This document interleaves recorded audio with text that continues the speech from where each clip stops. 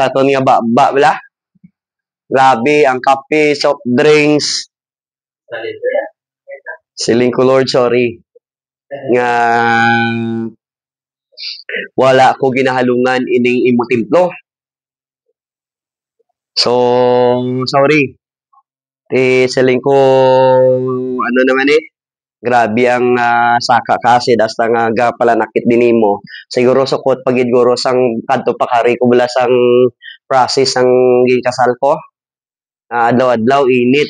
Ugto adlaw ka pakadto pakari. Pero God is really good yapon.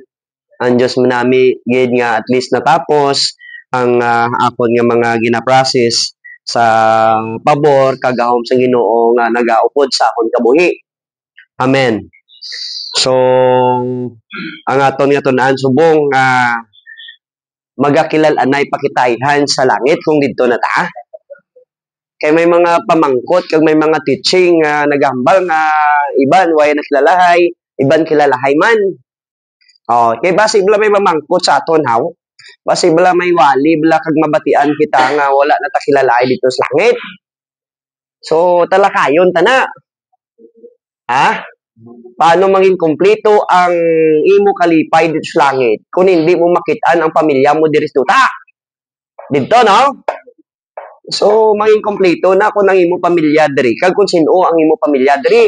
Siling sampulong sa Ginoo, siling ni Kristo Jesus sa mga disipulo, siling ara, kung sino man ang nagasunod, kag nagapati sa akon mga sugo. Amo nang imo pamilya. Kita diyo?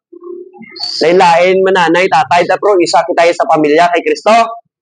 Amen.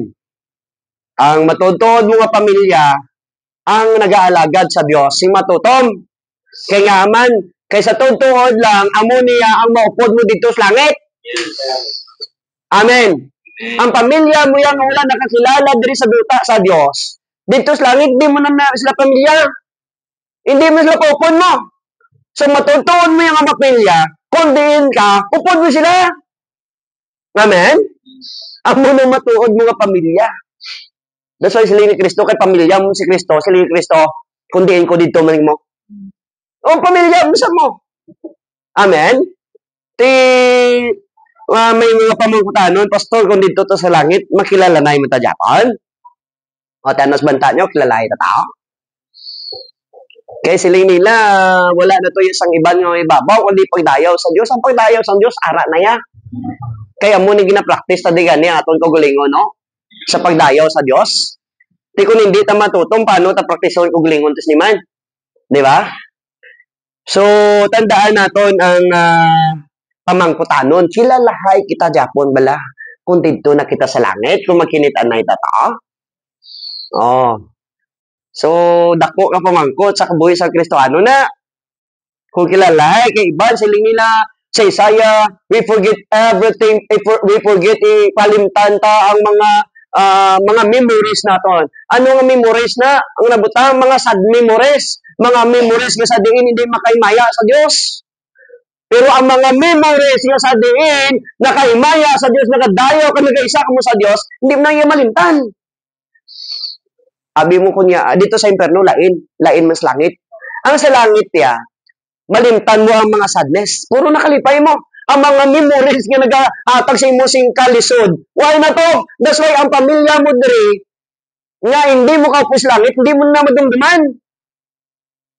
Kaya nga man, makaatag na sa imo kalisod. Sino lang na makadumdum? Ang tao nga to sa imperno. Nang ila pamilya, wala nagkakilala sa Diyos. Natawa si Arichman kay si Lazarus. Isa kasilot ni Satanas, permi sa tao, ang tagaan niya kasing kalisod.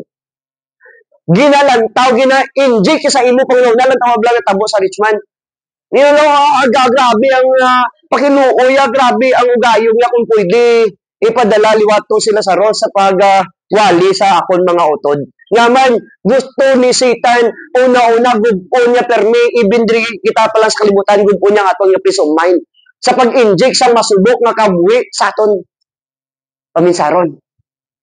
Na amo nang numero 1 niya sa pag-distract sang imong nga peace, sa pagkuha sang imong nga peace, sa pagkuha sang imong kusog. Kay ang kalipay ang kusog mo nagahalin na sa kalipay, tamo. Amen? May tao ba lang kalisod, may arak ko sa gulay. Ligid lang sa ngaligid kung kasubong. Yan nagyan. Pero kung nakalipay siya, asos, bisan di ko makanto mo, lipay ka mo. Di ba? So, sa ton kabuhi, tuod yun ba lang nga magkilalahay kita dito. Okay.